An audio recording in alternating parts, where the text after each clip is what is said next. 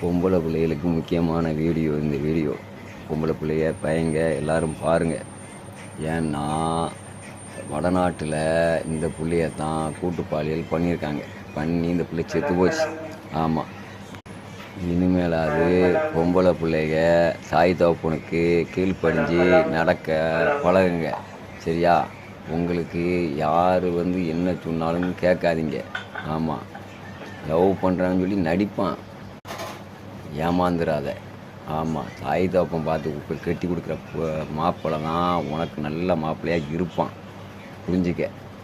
ஆமாம், அயோக்கிய பைய, கஞ்சா குடிக்கார பைய, இவங்களெல்லாம் நம்பி போனீங்கன்னா இப்படித்தான் உங்கள் வாழ்க்கை.